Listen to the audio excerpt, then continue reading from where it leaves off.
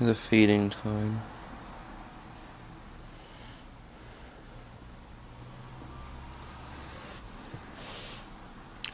I usually feed her at night time, but when I film it, I might do it in the day so you guys can see what's going on. I always feed frozen thawed. I think I may as well actually, while I'm here, just clear up for. I know a lot of people who hate the idea of feeding snakes and reptiles and things. Frozen thawed prey.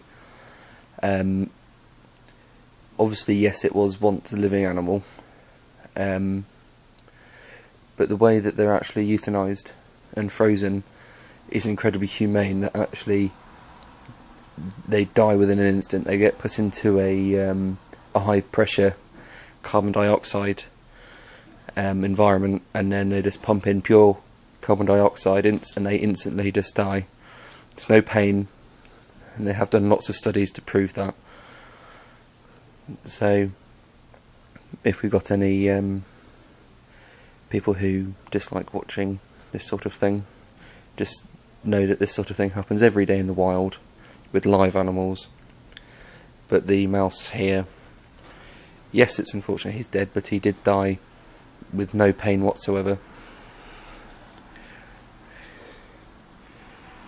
So please just take that into account. If you don't like watching this sort of thing, please just don't watch the video, in all honesty. But anyway, this is my female pastel. She is 7 months old. She's a little bit small, which has been a concern for me for a while, but she eats fine, she sheds fine. As you can see, she always strikes. Every time I offer food, she goes for it, and then she takes it down. She's never regurgitated, but she's just a little bit on the light side. She's not even 200 grams yet, but I'm giving her these medium-sized mice now. She can definitely handle it from a girth. They're 16 to 20 grams each. Hopefully she'll start putting on a bit more weight, because I'm intending to breed with her in the near future.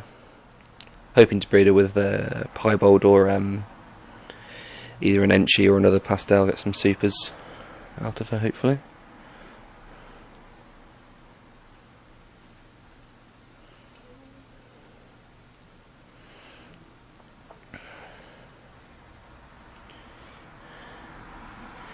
But unfortunately, she has taken this one at the wrong end, so it might be a long process, this one. But she's a good length. It's just her weight which I'm slightly concerned about, but she hasn't got mites. I check her once a week for mites. I may as well, while I'm here, I'll just come back to show you her setup.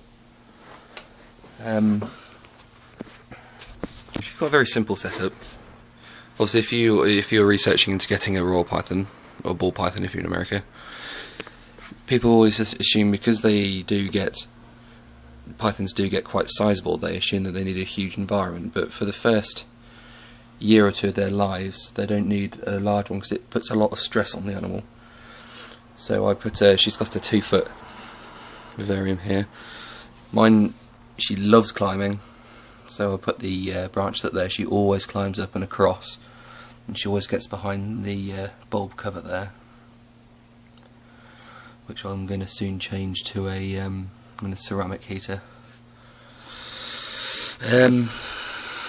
Yeah, she's got a hide in the cool area and one in the hot. She's also got a heat mat under there.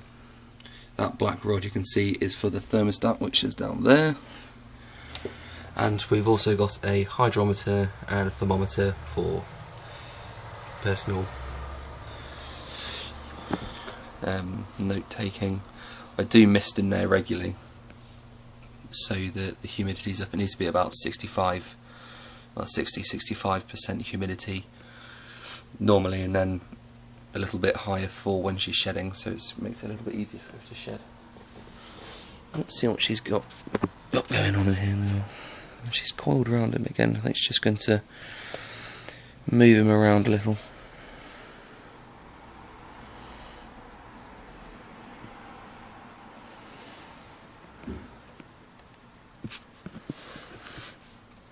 She's usually done rather quickly. I'm sorry my hands are a bit shaky this morning.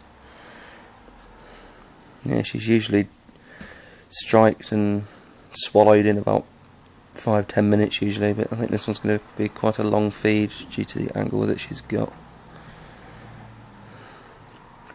She's very intelligent. She always is looking for how to get out of her vivarium to explore. She loves exploring. I definitely recommend these guys. They're such nice animals. Mine, she hasn't bit me at all. When I first got her, obviously, she came over from Ireland. I'm in the UK. She had quite a long journey for a couple of days, so she was obviously going to be a bit stressed. But she hasn't bitten me once.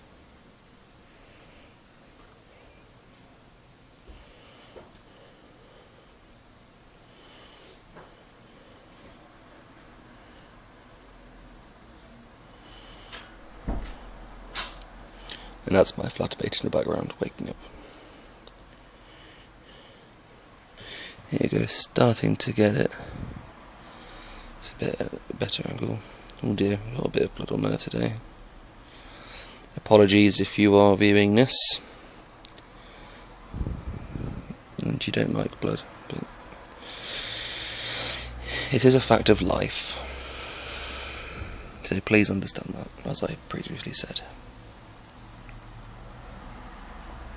But feel free to thumbs down if you wish, I don't mind.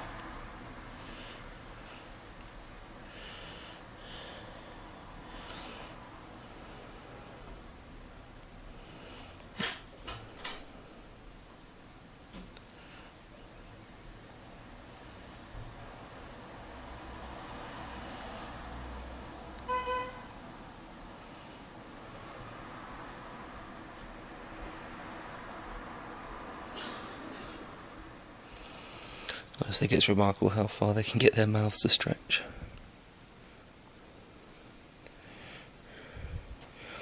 She's still taking it at a funny angle. I don't think she's going to be able to swallow it like that, but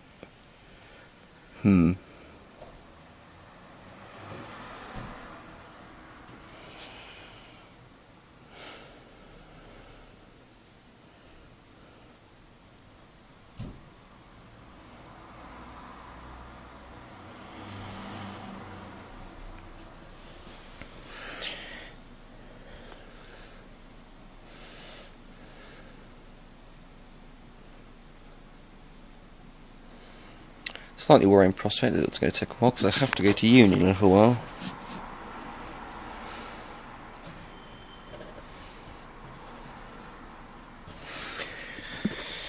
I think I'll pause it and come back in a little while. I think it'll be instant for you.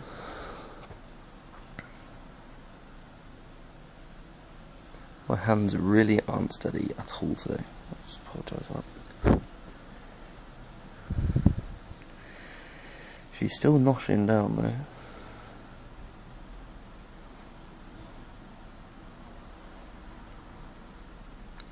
But as you can see, the tail is still there.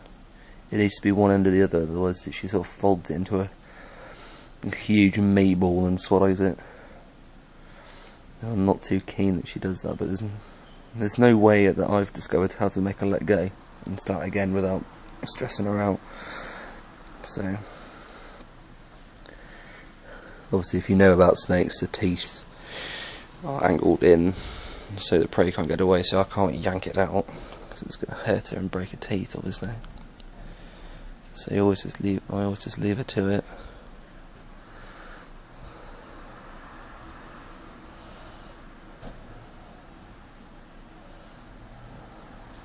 Probably upload this in 2 parts actually.